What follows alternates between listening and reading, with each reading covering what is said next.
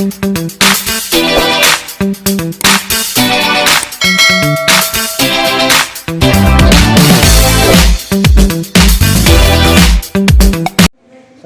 warahmatullahi wabarakatuh.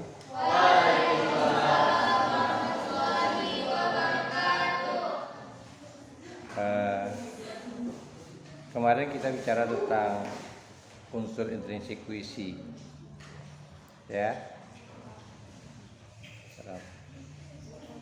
Jadi unsur intrinsik puisi yang baru datang dapat ini dapat.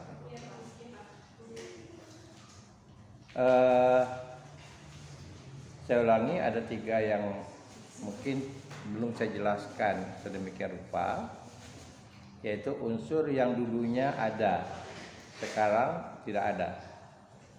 Yang pertama itu namanya kaisura. Kaisura itu adanya pada puisi berpola. Pada puisi berpola. Nanti Anda bisa baca buku pembahasan karya fiksi dan puisi karangan Hamidi.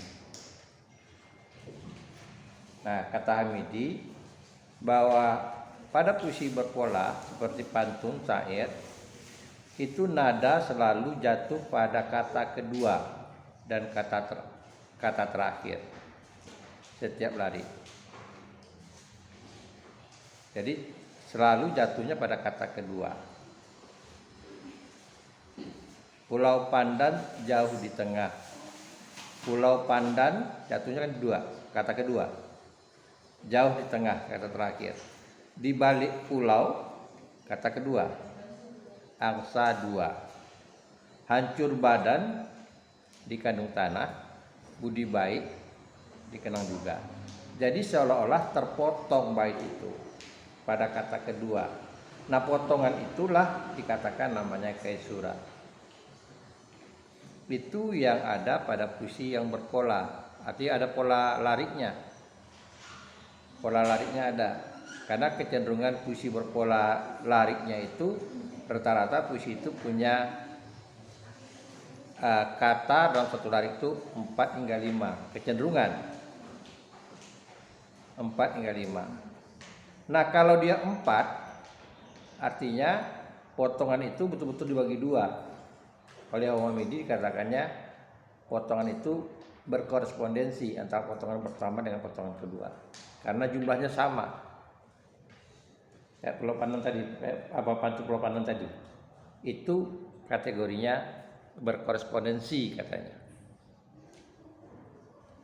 Yang kedua, kemarin sudah saya singgung juga, itu irama. Nah, irama ini juga terdapat pada puisi berpola. Irama itu yang mengikat lariknya puisi atau barisnya puisi, baik jumlah kata maupun jatuh temponya, kalau dalam lagu dikatakan jatuh cengkoknya.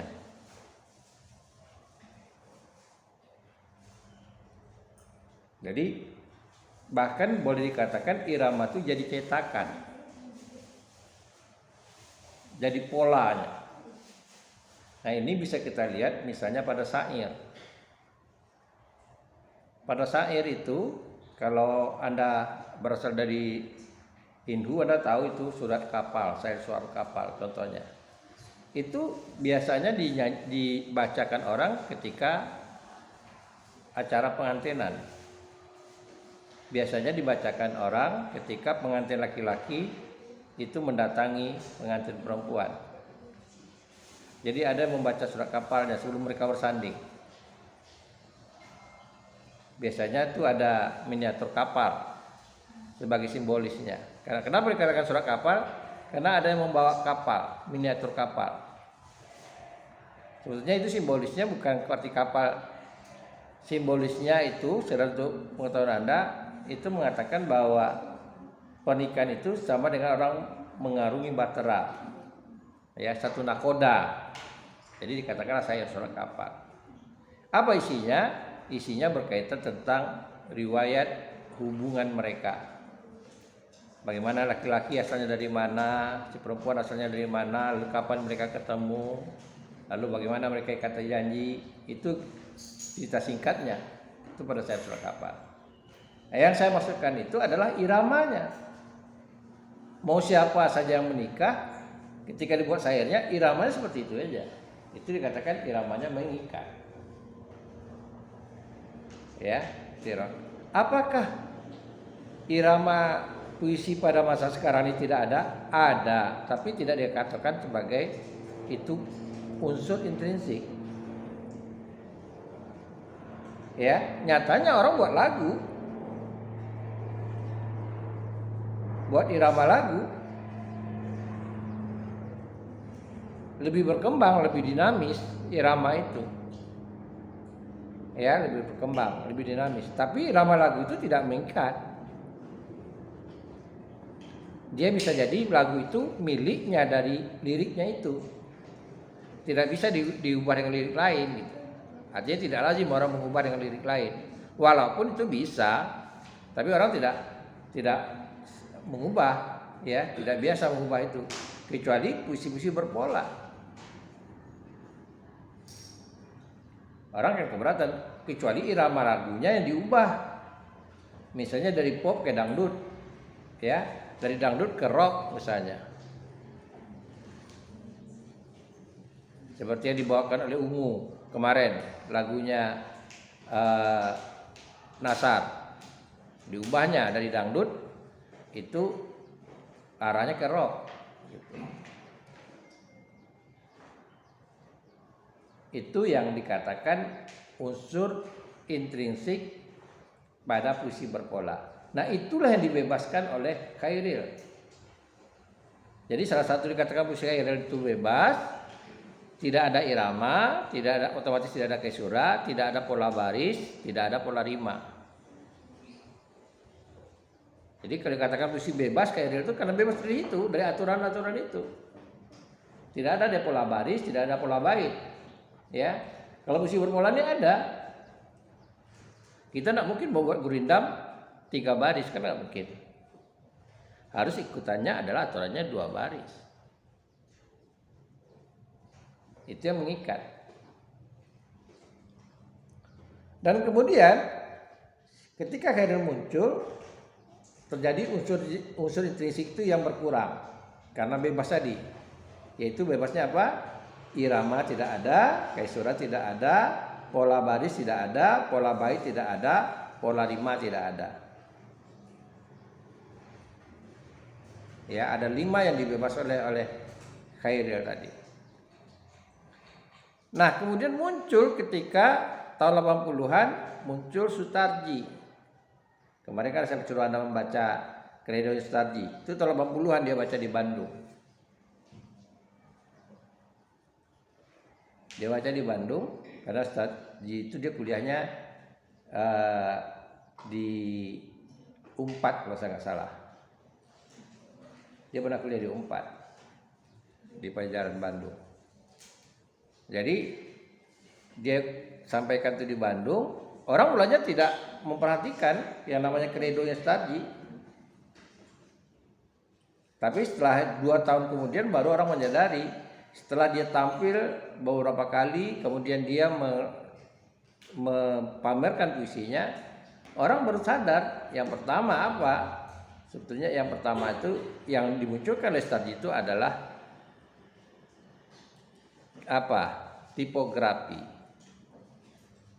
Jadi tipografi unsur yang baru pada tahun 80-an. Jadi kalau Anda baca teori sebelumnya tidak akan jumpa Anda tipografi. Walaupun sebetulnya tipografi itu sudah biasa digunakan orang pada puisi konkret. Anda baca buku Herman Jiwaluyo, Teori Apresiasi Puisi. Jenis-jenis puisi, salah satunya adalah namanya puisi konkret.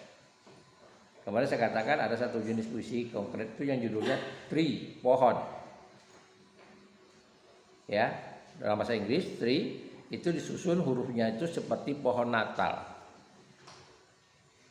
Jadi ketika kita baca aja kita tahu ini mau mengesankan tentang malam Natal. Walaupun artinya itu dia mengatakan pohon, tree. Itu yang contohnya. Atau ada puisi lain, Anda bisa jumpa di situ judulnya Abrakadabra. Tipografinya permainan tipografi. Ya, itu contoh-contohnya. Artinya, kenapa? Karena pada sebelumnya puisi konkret itu tidak dimasuk hitungan bagi orang. Tapi karena itu orang tidak, kata orang anak sekarang, tidak ngeh orang dengan tipografi itu. Ya, tidak ngeh orang dengan tipografi itu. Tapi setelah munculnya Sutarji, itu sangat bombastis sekali. Bahkan dia memproklamirkan diri sebagai presiden penyair Indonesia. Maka orang lama-lama mengakui ada unsur yang namanya tipografi. Kenapa? Karena tipografi yang dia buat itu bukan sekedar tipografi, bukan sekedar susunan baris. Yang pertama tujuannya adalah memberikan kesan makna dari secara visual dari susunan baris itu. Kesan maknanya, jadi makna secara visual. Yang kedua baru efek dari estetika bentuknya. Jadi yang pertama tujuannya adalah maknanya, seperti puisinya Sihka dan Winka. Ya, itu contohnya Sihka dan Winka itu seperti itu. Dulunya orang katakan ya ini susunan kok, tidak ada bait, hanya satu kata dibalik-balikkan, lalu susunannya seperti tangga. Tapi setelah dijelaskan bahwa itu menggambarkan perjalanan hidup orang yang kawin kemudian berkasih-kasih, itu ada maju mundurnya, barulah orang paham bahwa itu adalah gambaran dari mana itu. Bahkan mencoba orang ya, tipografi itu ada dicoba orang bentuk tipografi berdasarkan intonasi. Itu Anda bisa lihat nanti di buku buku Herman Yoluyo juga, judul puisinya Herman. Itu kalau vokalnya besar maka hurufnya diperbesar gitu. Itu bentuknya bukan berarti pesannya berkaitan dengan makna, tapi berkaitan dengan ucapan. Tapi itu juga tidak berkembang. Yang berkembang itu adalah berkaitan dengan estetika dan berkaitan dengan makna. Baik. Lalu itu berlaku secara umum. Jadi tipografi itu tidak Anda jumpai pada puisi berpola, tidak Anda jumpai pada puisi bebas. Puisinya Khairil tidak Anda jumpai itu. Yang Anda jumpai itu adalah pada puisi yang namanya puisi mantra. Ya, pada puisi mantra. Karena sebelum itu orang menulis antar bait itu dua cara aja. Kalau tidak sistemnya block style lurus, atau kalau tidak dia semi block style. Antar bait itu ada joroknya ke dalam. Nah, Khairil lebih cenderung dia membuat block style tanpa ada bait, lebih cenderung begitu. Dia sepertinya dia tidak mengenal bait, itu buktikannya. Anda bisa baca puisinya, ya ada yang pakai bait itu ada seperti Khairil Kerang Bekasi. Misalnya pada 1943, itu hanya lurus saja. Ya, itu contohnya bahwa dia tidak memperhitungkan yang namanya tipografi. Baik, jadi sekali lagi saya katakan itu berlaku umum. Ya, unsur tadi itu kita mulai dari tema, amanat, kemudian gaya bahasa, diksi. Ya, tadi kemarin Anda katakan ada apa imaji, kata konkret, kemudian rima, itu berlaku secara umum. Nah, kenapa saya katakan begitu? Ada perlakuan khusus sesuai dengan jenis atau genre-nya puisi. Nah, hari ini kita mulai puisi itu terkecil berapa baris? Coba berapa baris? Yang paling kecil itu berapa baris?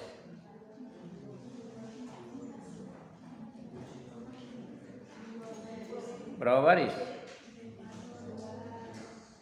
1 baris. Karena pernah diajarkan kan? Nggak ada guru yang mengajarkan bahwa puisi itu ada terdiri 1 baris. Puisi itu terkecil itu 1 baris. Anda lihat puisinya Sutarji, Luka, judulnya hahaha 1 baris. Judulnya Luka. Ya, Anda baca. puisi, cari puisinya. Kalau saya bohong, Anda cari puisi tadi judulnya Luka. Hanya isinya ha. Tapi kalau yang saya maksudkan bukan itu. Dari dulunya sebetulnya kita mengenal namanya peribahasa. Kita mengenal namanya bidal. Kita mengenal namanya istilahnya pepatah. Itu cenderung ungkapan-ungkapan itu satu baris. Cuma di sekolah tidak diajarkan bahwa itu adalah kategorinya puisi. Seolah-olah peribahasa itu bagian terpisah dari puisi. Seolah-olah seperti itu. Nah, saya katakan begini, ya contohnya begini ya, tong kosong nyaring bunyinya. Kan harus kita apresiasi, apa maksudnya tong kosong nyaring bunyinya? Nggak bisa kita maknakan secara denotatif. Itu kita maknakan secara konotatif. Karena itu kategorinya puisi. Air beriak tanda tak dalam.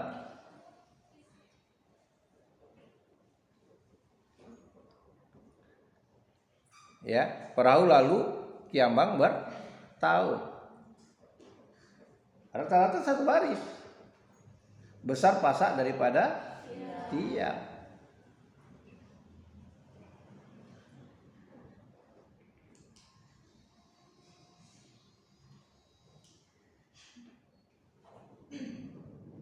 Nah, itu contoh saya katakan yang satu baris. Ya, itu yang contohnya puisi satu baris. Nah, di ini Anda coba cari pemahamannya, apa itu bidal, apa itu peribahasa, apa itu pepatah, apa itu ungkapan. Saya ulangi lagi, apa itu peribahasa, apa itu bidal, apa itu, kalau peribahasa udah biasa Anda dengar aja ya, tapi tidak tahu nih pemahaman Anda. Kemudian apa itu pepatah, apa itu ungkapan. Saya ulangi, bidal, peribahasa, pepatah, ungkapan. Nah, Anda supaya jelas batasan-batasannya atau kesamaannya atau memang sama dia. Coba dicari.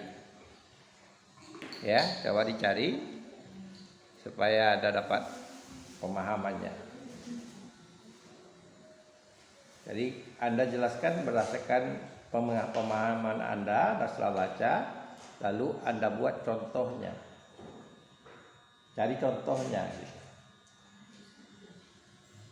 Ini kita bicara puisi satu baris.